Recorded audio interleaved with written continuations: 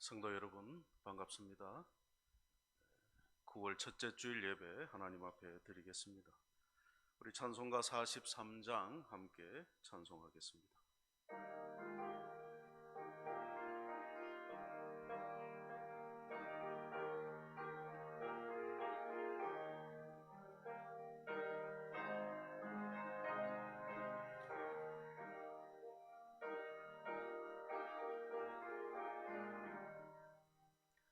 즐겁게 안식할 날, 반갑고 좋은 날, 내 맘을 편케 하니 즐겁고 기쁜 날, 이 날에 천하 만민 다 보좌 앞에서 참되신 삼위일체 다 찬송 부르네.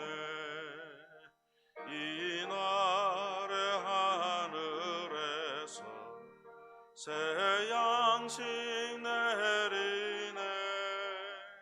성회로 모이라고 종소리 울리네.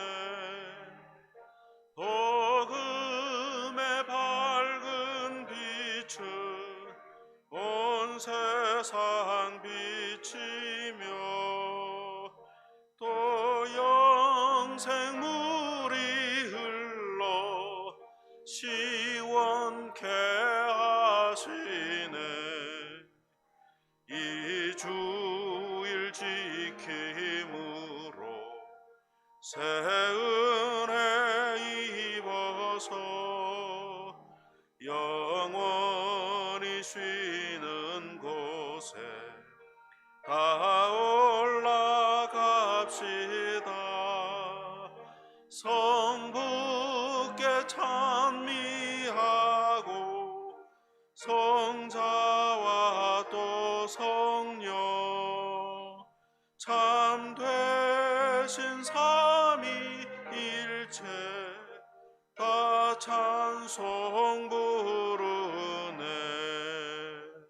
아멘.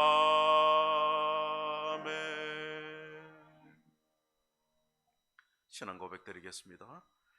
전능하사 천지를 만드신 하나님 아버지를 내가 믿사오며 그 위아들 우리 주 예수 그리스도를 믿사오니 이는 성령으로 잉태하사 동정녀 마리아에게 나시고 본디오 빌라도에게 고난을 받으사 십자가에 못 박혀 죽으시고 장사한 지 사흘 만에 죽은 자 가운데서 다시 살아나시며 하늘에 오르사 전능하신 하나님 우편에 앉아 계시다가 재료로서 산 자와 죽은 자를 심판하러 오시리라.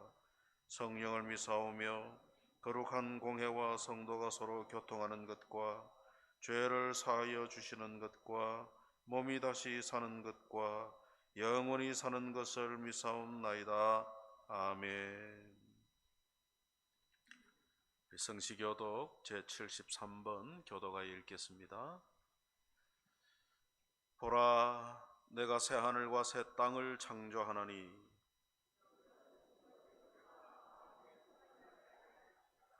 너희는 내가 창조하는 것으로 말미암아 보라, 내가 예루살렘을 즐거운 성으로 창조하며 그 백성을 기쁨으로 삼고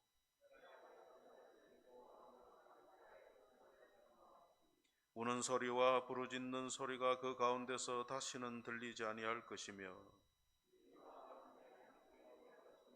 사자가 소처럼 짚을 먹을 것이며 뱀은 흙을 양식으로 삼을 것이니 나의 성산에서는 해함도 없겠고 상함도 없으리라. 여호와께서 말씀하시니라. 아멘. 김 장로님 기도 인도하시겠습니다.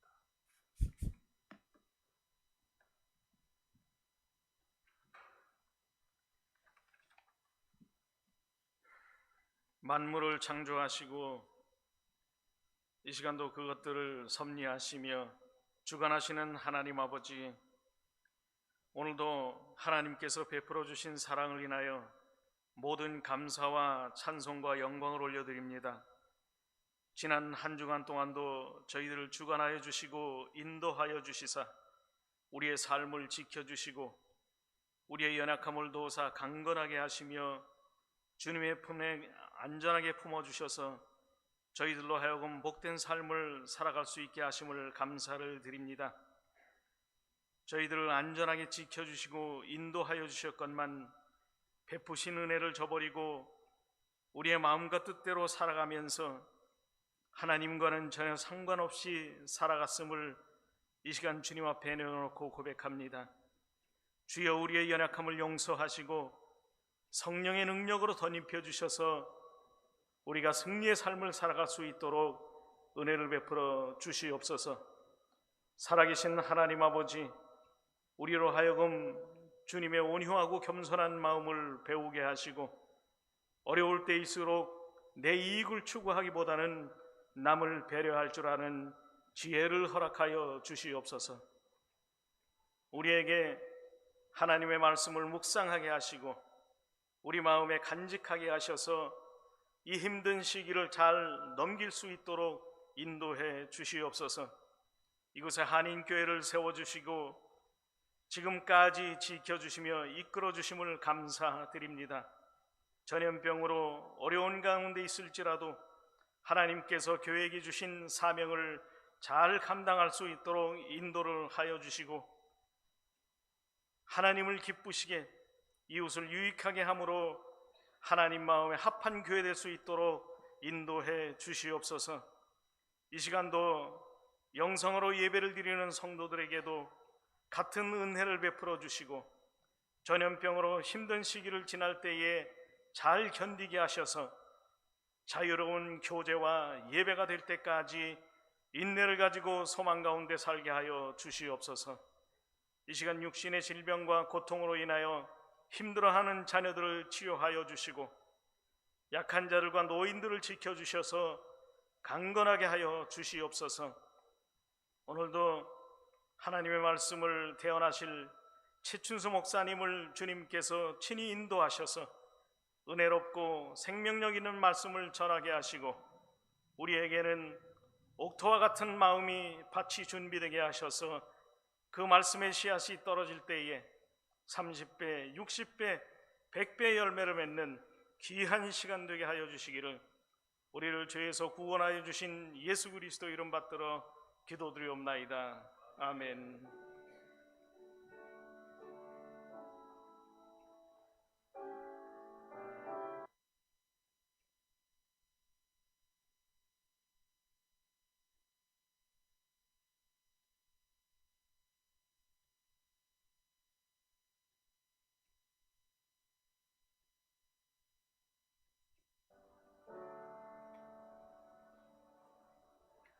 찬송가 217장 찬송하며 봉헌하겠습니다.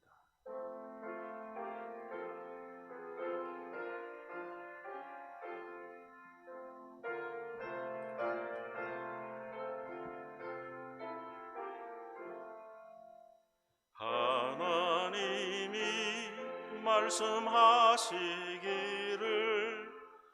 내 마음을 나에게 바치어라. 너 어디 있든지 날 섬기며 기쁘게 날 항상 의지하라. 바치어라 내 마음을 주께서 나에게 이르시네. 캄캄한 죄에서 불러내시 주께서 늘 인도하시리라. 구주께서 말씀하시기를 내 마음을 나에게 다 바치고 싹한 죄에서 벗어나며 나 어찌 널 구원 않겠느냐. 아치어라 내 마음을 주께서 나에게 이르시네. 캄캄한 죄에서 불러내시 주께서 늘 인도하시리라. 성령께서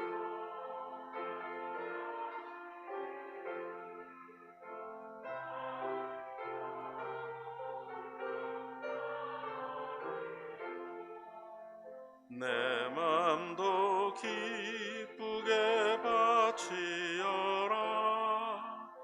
풍성하는 해를 더하리라. 아치어라 내 마음을 주께서 나에게 이르시네. 캄캄한 죄에서 불러내시 주께서 늘 인도하시리라. 아멘.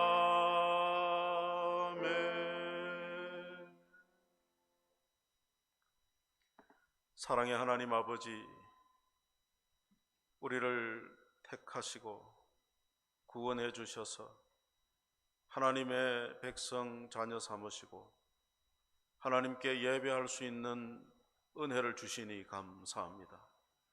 세월이 얼마나 빠른지 9월을 맞이하여 첫 주일 하나님 앞에 예배하게 하시니 이 시간도 우리가 마음을 모아 정성을 모아 예배하게 도와 주옵소서. 지난 한 주간도 하나님의 은혜 가운데 살았습니다. 베푸신 모든 은혜를 감사함으로 예물을 구별하여 하나님 앞에 드립니다. 감사 예물을 드리는 손길마다 하나님께서 그 고백과 정성과 믿음을 보시고 주실 은혜를 크게 내려주시기를 원합니다. 우리는 아무런 받을 만한 자격도 없지만은 하나님께서 우리에게 베푸신 은혜를 감사함으로 받아서 하나님의 영광을 위하여 이웃의 유익을 위하여 사용할 수 있도록 성도들의 가정의 모든 쓸 것을 채워 넉넉하게 해 주시옵소서. 건강도 주시고 자녀들의 앞날도 열어주셔서 모든 자녀들이 다 주님 앞에 아름다운 일꾼으로 쓰임받도록 인도해 주옵소서. 우리들이 주의 말씀을 함께 읽고 듣겠습니다. 우리의 마음의 문을 열어주시고 귀를 열어주시고 눈을 띄워주셔서 하나님의 영적 진리를 깨닫게 해주시옵소서. 부족한 목사가 말씀을 전합니다. 이 시간도 주의 성령께서 붙들어 주셔서 하나님 말씀 잘 전달하도록 도와주시기를 바라옵고 예수님의 이름으로 기도하옵나이다. 아멘.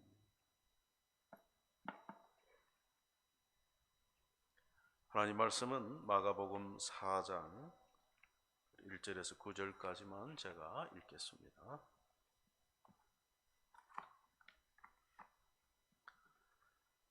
마가복음 4장 1절에서 9절. 예수께서 다시 바닷가에서 가르치시니 큰 무리가 모여들거늘 예수께서 바다에 떠 있는 배에 올라앉으시고 온 무리는 바닷가 육지에 있더라. 이에 예수께서 여러 가지를 비유로 가르치시니 그 가르치시는 중에 그들에게 이르시되 들으라.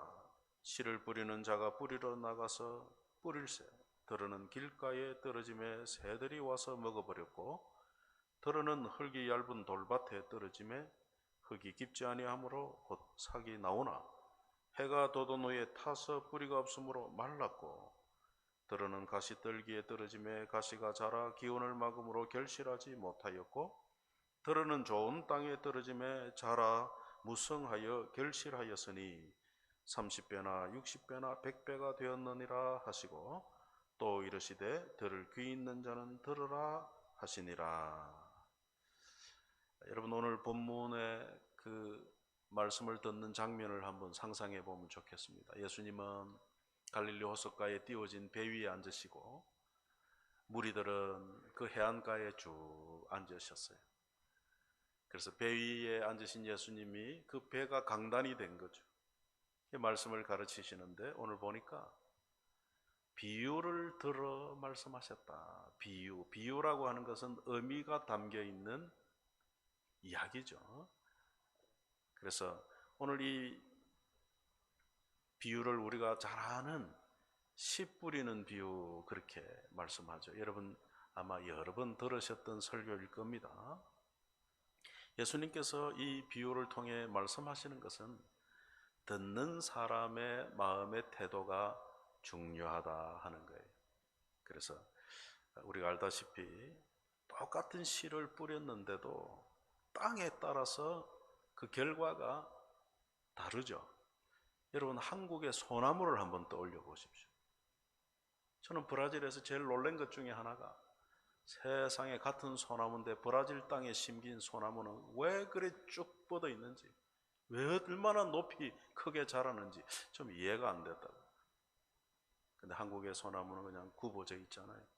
땅이 달라서 그렇다. 그래서 오늘 이 비유를 통해서 하나님의 말씀도 듣는 우리의 마음에 따라 그 말씀에 열매가 있고 없고 우리 삶 속에 그런 차이가 있을 수 있다는 거죠. 오늘 본문 3절에 보니까 들으라, 들으라. 또 9절에는 귀 있는 자는 들으라. 저는 설교하다가 저를 좀 쳐다보십시오 이런 말 잘 안 하죠. 근데 던 목사님은 저를 쳐다보시고 저를 쳐다보시고 설교하실 때 막 곳곳에 그런 말씀을 하는 걸 제가 들은 적이 있거든요. 안 쳐다봐서 그런지 몰라도 우리 성도들은 지금 저를 뚫어지게 쳐다보고 있어요. 얼마나 감사한지 부담도 됩니다. 예수님이 들어라. 왜 이런 말씀을 해요? 듣는 자의 책임이 있다. 듣는 자에게도 책임이 있다. 이거 강조하시는 것이죠. 그래서 오늘 본문의 예수님의 말씀은 듣는 사람의 마음의 상태가 여러 가지 있을 수 있는데 너희들의 마음은 어떠냐? 물으시는 거죠. 그래서 오늘 우리가 이 말씀을 들으면서 나의 지금 말씀을 대하는 나의 마음의 상태를 우리가 스스로 한번 살펴보면 좋겠습니다. 왜 예수님께서 진리를 비유를 가지고 말씀하냐 하면 11절과 12절의 그 이유를 밝히죠. 여러분 한번 보십시오. 이르시되 하나님 나라의 비밀을 너희에게는 주었으나 외인에게는 모든 것을 비유로 하나니 이는 그들로 보기는 보아도 알지 못하며 듣기는 들어도 깨닫지 못하게 하여 돌이켜 죄사함을 얻지 못하게 하려 함이라. 좀 우리가 듣기에 이상하다. 다 죄사함을 얻게 하지 왜 못하게 하냐 이럴 수 있는데 여러분 이 말씀은요 예수님의 말씀을 들을 때 아예 예수님에 대하여 적대감을 가지고 예수님의 말씀과 하신 일을 모독하고 비판하고 그런 마음으로 듣는 자에게는 아무리 예수님이 말씀을 전해도 안 들린다. 그래서 그런 사람의 마음은 예수님의 말씀을 듣지 못하게 되어 있다 그 말이에요. 그래서 이 예수님에 대해서 비유로 하신 말씀을 무슨 말씀인가 알고 싶어하고 알기를 원하고 그런 마음에 있는 사람에게는 그것이 다 들려지고 오히려 비유로 말씀하기 때문에 더 쉽게 알게 되지만은 그렇지 못한 자에게는 들리지 않는다. 그래서 예수님의 말씀을 진실하게 듣지 않는 자는 외인이다, 바깥 사람이다. 그래 이야기. 그 여러분 우리가 예수님의 말씀을 알아듣는다는 것은 벌써 우리가 예수님의 가족이라는 거죠. 예수님 안에 있다는 놀라운 이야기가 되겠습니다. 그래서 주님의 말씀을 어떠든지 잘 듣고 지키고 살려고 하는 사람들은 더 잘 알아듣도록 비유를 말씀하셨어요. 그래서 10절에 보면은 예수님께서 12제자와 따로 있을 때에 예수님 오늘 그 비유가 무슨 말씀입니까? 하고 묻는 제자들에게 설명을 해 주십니다. 설명을 해주시는데 그 설명은 14절부터 나오죠. 그래서 오늘 이 예수님의 비유를 우리에게 적용하자면 우리가 교회에 나와서 설교를 듣는 우리 마음의 상태라고 할 수 있습니다.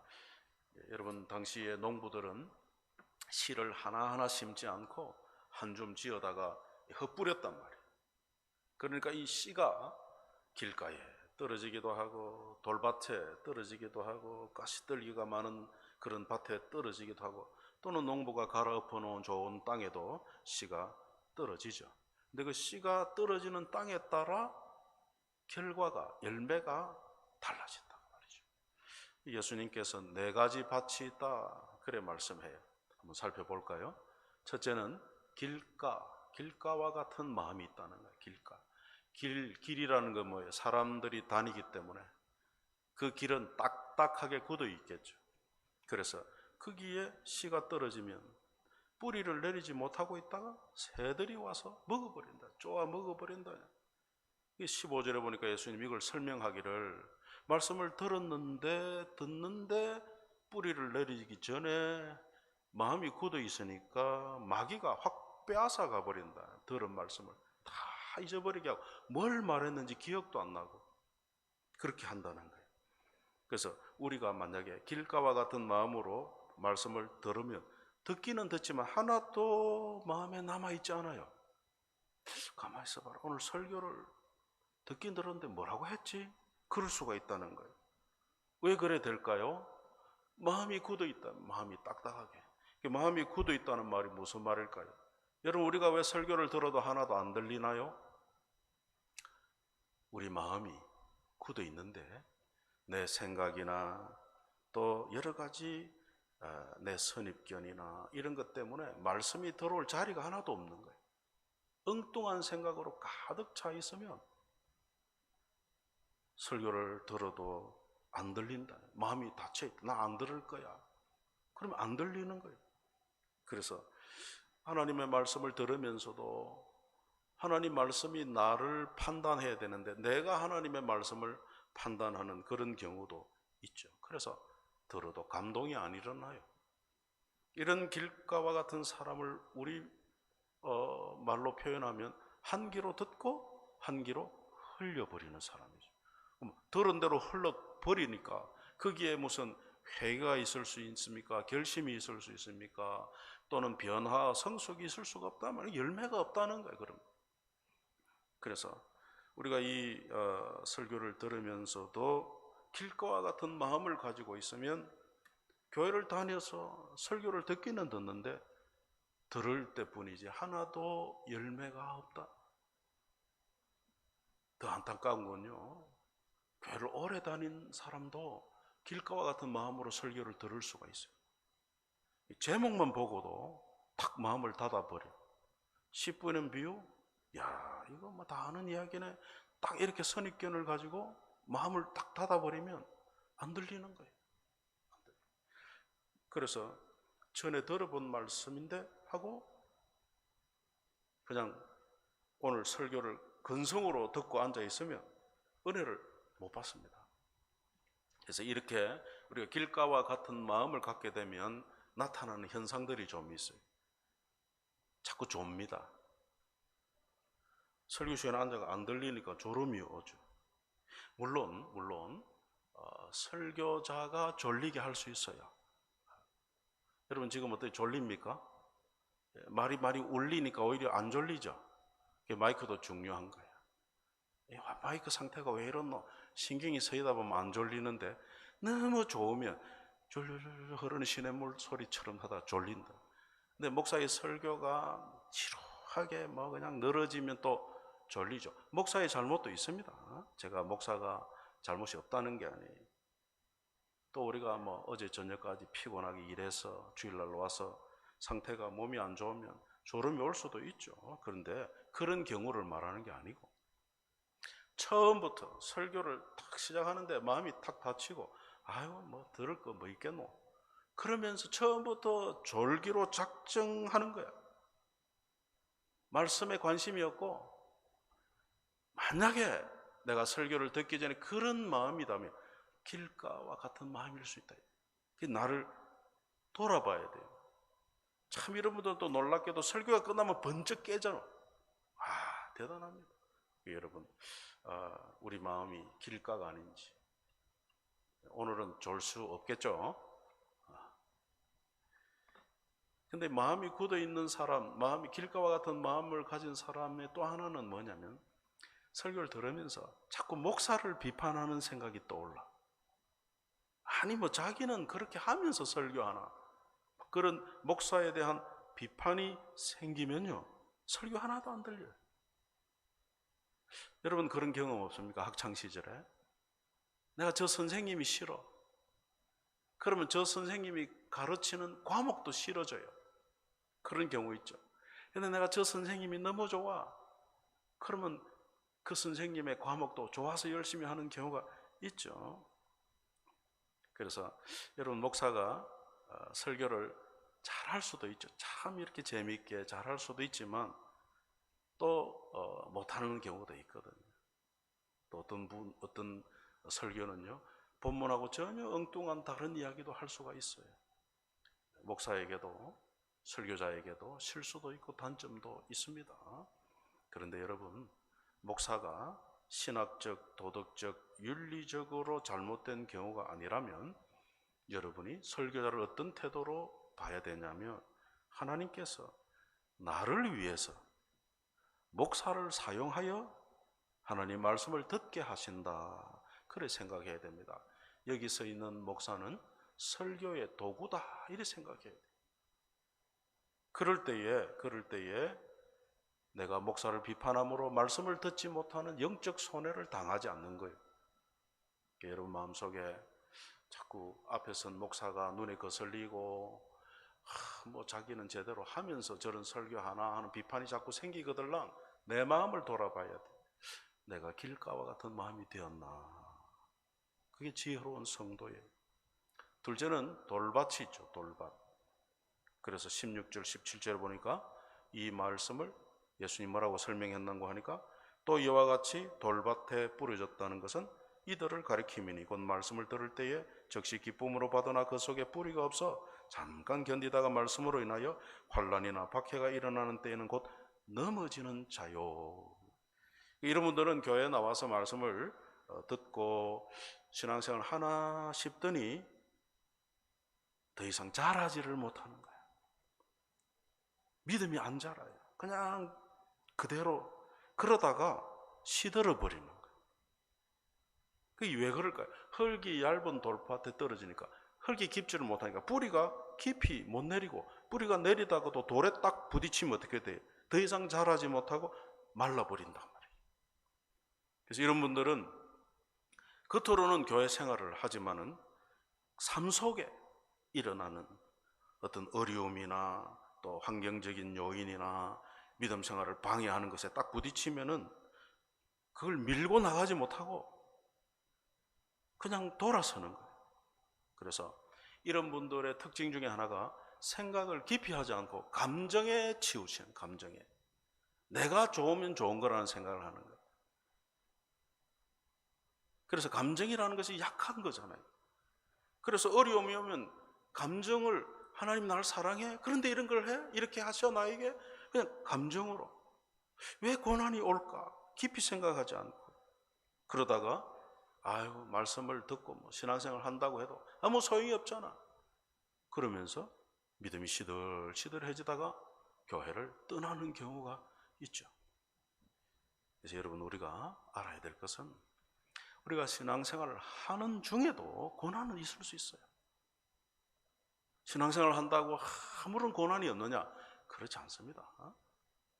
신앙생활을 하다가도 내 잘못이든 남이 나를 잘못했든 간에 어려운 일들은 닥치게 되어 있어요. 그럴 때 우리가 이 고난에 대한 유익을 생각할 수 있어야 돼요. 여러분 고난에도 유익이 있다는 거 아시죠? 네. 고난을 당하다 보면 생각을 깊이 하게 돼요. 믿음의 성장이 있어요. 시편 119편 67절에 고난 당하기 전에는 내가 그릇 행하였더니 이제는 주의 말씀을 지키나이다. 119편 71절에는 고난당한 것이 내게 유익이라 이로 말미암아 내가 주의 율례들을 배우게 되었나이다. 아무런 탈이 없이 그냥 편안할 수도 있겠지만은 때로는 어려움 중에 하나님의 말씀을 경험하고 체험하고 이래서 이랬구나 하고 깨달아지는 은혜도 있거든요. 그래서 여러분 고난이 오면 그것을 이겨내려고 애써야지. 아이고 뭐 신앙생활해도 별 수 없네 이렇게 뿌리를 내리지 못하지 않도록 우리가 좀 정신을 차려야 됩니다. 그래서 저와 여러분이 어려운 때도 있지만은 그럴 때일수록 말씀을 더 붙들고 우리의 믿음이 깊어져서 낙심하지 않고 오히려 하나님을 체험하고 하나님이 주시는 은혜 복을 더욱 누리는 저와 여러분 되시기를 축복합니다. 셋째로 보면 가시떨기 같은 마음이 있어요. 가시떨기에 떨어진 씨는 역시 열매를 못 맺어요. 왜 못 맺느냐? 열매 맺을 영양분을 가시나무가 다 빼앗아 가는 거예요. 그래서 오늘 18절 19절을 보니까 예수님 이걸 뭐라고 설명하느냐? 또 어떤 이는 가시떨기에 뿌려진 자니 이들은 말씀을 듣기는 하되 세상의 염려와 재물의 유혹과 기타 욕심이 들어와 말씀을 막아 결실하지 못하게 되는 자다. 그래서 가시떨기 같은 마음이 있는 사람은 마음에 욕심이 있는 거예요. 욕심. 세상적인 욕심이 있고 때로는 원망이 있고 미움 같은 이런 쓴뿌리들이 있어요. 세상 재미에 취해서 하나님 말씀보다 더 관심 있는 게 많아요. 그러다 보니까 가시떨기 밭과 같은 성도를 세속적인 교인이라 그렇게 할 수가 있어요. 세상의 가치를 가지고 신앙생활을 하는 겁니다. 그래서 욕심 때문에 이런 성도는 믿음에서 미끄러질 수가 있어요. 이런 분들의 특징은 뭘까요? 신앙생활을 적당하게 합니다. 내가 손해보지 않는 범위 내에서 내가 희생당하지 않을 정도에서 교회 생활을 하는 거야. 그래가지고 좀 내가 손해보고 희생할 만한 경우가 있으면 발을 빼버리는 거죠. 이기적인 것입니다. 그래서 이런 사람은 설교를 듣는 걸 좋아해요. 그런데 변화되고 성숙되려고 하는 마음은 없고 아이고 저러면 내가 손해보는 거 아니가. 말씀은 좋지만은 저 말씀대로 따라 살다가는 힘들 텐데 이런 갈등만 하다가 끝나는 거야. 말씀은 좋으나 내가 손해야. 그래서 설교를 듣더라도 여기선 목사가 죄를 지적하고 우리의 잘못을 지적하는 설교를 싫어해요. 그리고는 재밌고 웃기고 내 감정을 자극하고 이런 부담 없는 설교를 좋아하는 거야. 마치 만담 같은 설교를 좋아하는 거야. 여러분 느끼셨는지 모르지만 제 설교는 예화가 별로 없죠. 그래서 여러분 듣기에는 좀 딱딱해요. 재미가 별로 없을 수 있어요. 그러나 여러분 설교란 우리의 변화를 요구하고 우리의 성숙을 위하여 듣는 거거든. 그런데 가시떨기와 같은 마음을 가진 분들은 그냥 설교를 즐기다가 끝나버립니다. 조금만 손해가 오면 마음을 닫아버리죠.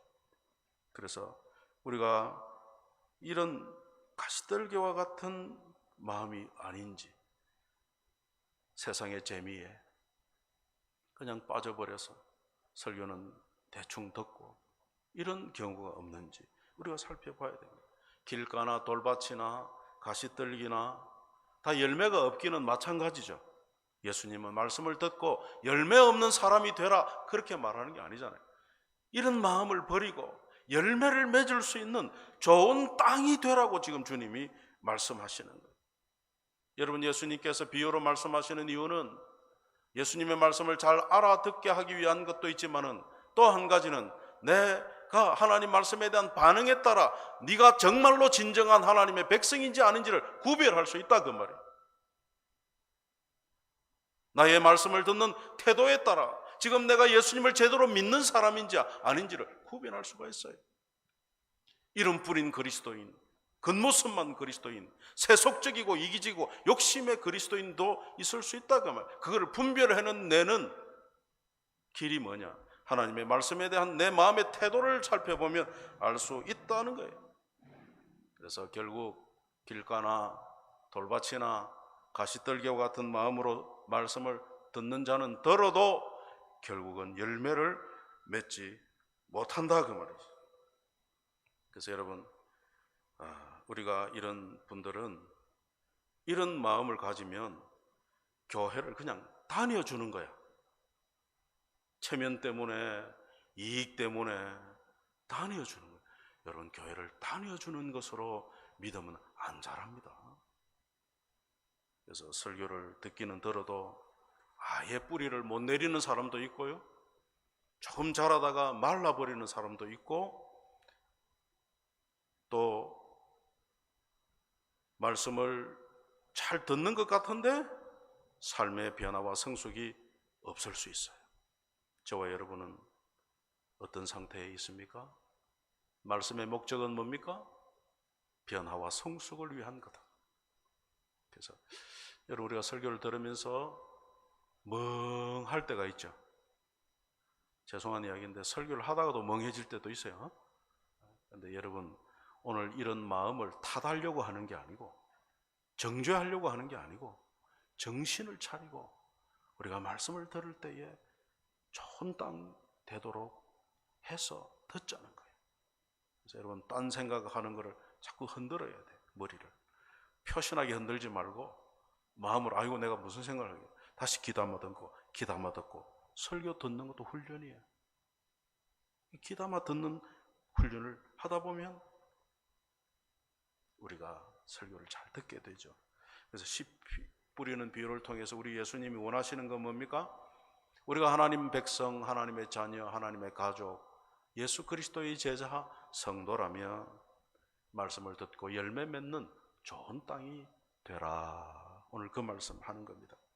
좋은 땅은 어떤 땅일까요? 열매 맺는 땅이죠. 그런데 좋은 땅은 예수님을 진심으로 나의 구주와 나의 주인으로 받아들이는 겁니다. 예수님을 나의 구주와 주인으로 받아들였다는 것은 이미 우리의 마음은 좋은 땅의 그릇을 준비하는 거야. 근데 여러분, 우리의 마음이라는 것이 늘 좋은 땅이 되기가 쉽습니까? 안 되죠. 사업을 하고 아이들 키우고 인간관계를 맺고 이렇게 저렇게 살다 보면 여러 가지 부딪히는 일도 많고 고민되는 일도 많고 염려도 있고 기분 나쁜 것도 있고, 그래가지고 마음이 자꾸만 더러워지고 잡초가 생기고 엉망이 될 때가 많잖아. 그래서 좋은 땅이란 자꾸 갈아엎어서 자갈도 골라내고 잡초도 베버리고 뽑고 내 마음의 미움과 이런 욕심과 이런 악한 선뿌리들도 뽑아버려야 되는 거죠. 그러니까 좋은 땅이 되는 거는 일구어야 되는 거예요. 일구어야 돼요. 그래서 여러분, 우리가 좋은 땅이 되어서 예수님의 하나님의 말씀, 설교를 들을 때 그 말씀을 가지고 순종하면 땅의 열매는, 좋은 땅에 떨어진 이 씨는 열매를 맺게 되어 있죠. 오늘 주님이 30배, 60배, 100배라는 거죠. 100배. 여러분, 우리가 제품을 해서 몇 배를 남깁니까? 이 세상에 30배짜리도 없어요. 근데 예수님이 30배, 60배, 100배를 주신다는 거예요. 다시 말하면 하나님이 주시는 은혜와 복은 우리의 계산을 뛰어넘습니다. 문제는 우리가 순종하지 않고 말씀을 제대로 귀담아 듣지 않고 엉뚱한 생각과 엉뚱한 삶을 살다 보니까 어려울 수 있다는 거지. 오늘 우리가 이 말씀을 통해서 좋은 땅이 되기를 사모해야 돼요. 주님, 오늘도 내 마음의 염려와 미움과 또 쓴뿌리들을 다 주님 앞에 맡깁니다.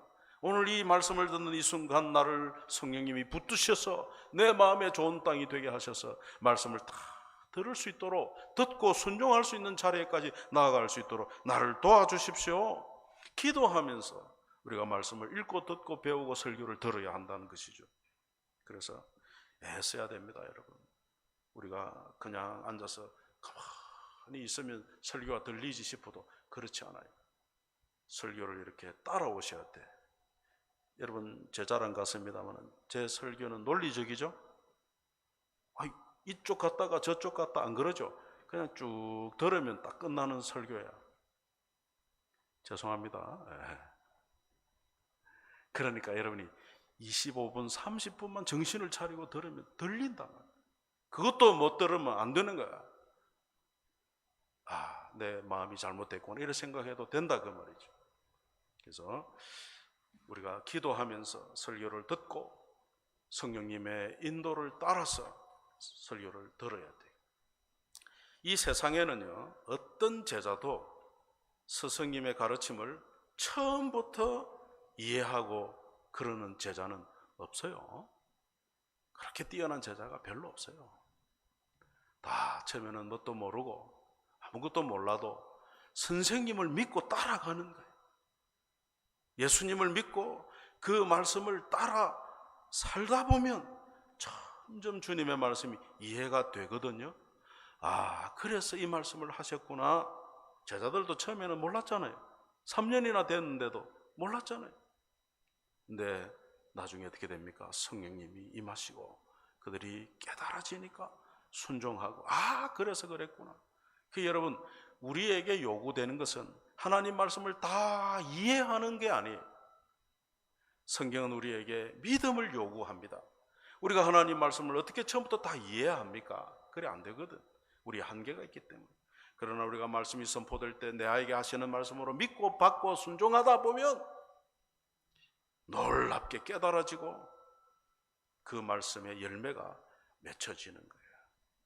그 이야기는 다음 줄 등불 비유를 통해 또 우리가 한번 알 수가 있죠. 이 시리즈는 계속 들어야 되는 거예요. 다음 줄 여러분이 또 나와야 돼, 할 수 없이.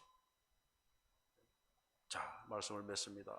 저와 여러분이 지금 설교하는 나의 마음이나 듣는 여러분의 마음이나 어떤 마음입니까?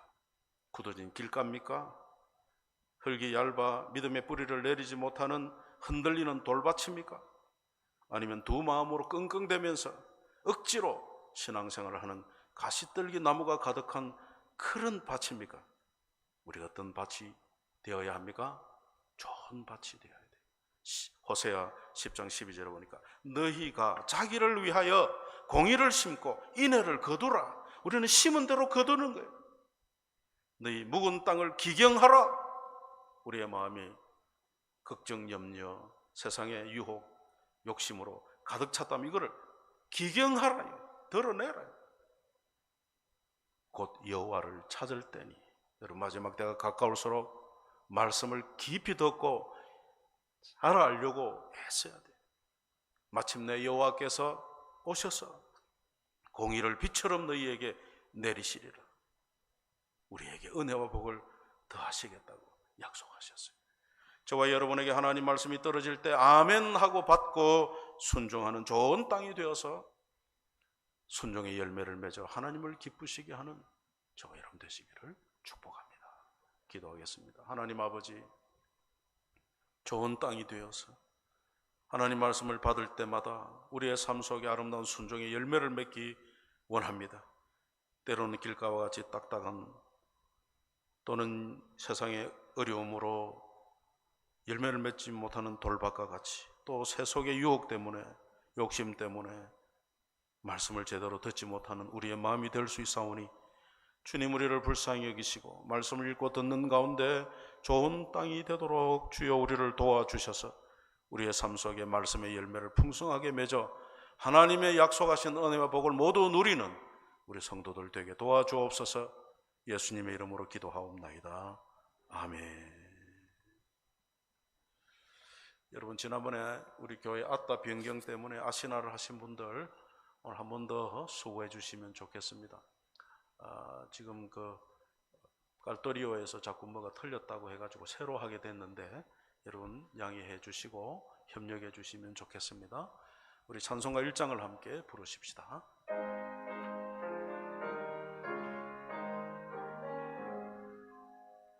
만복의 근원 하나님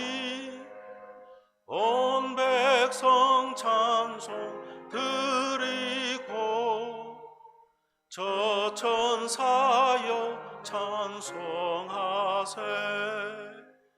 찬송 성부 성자 성령 아멘.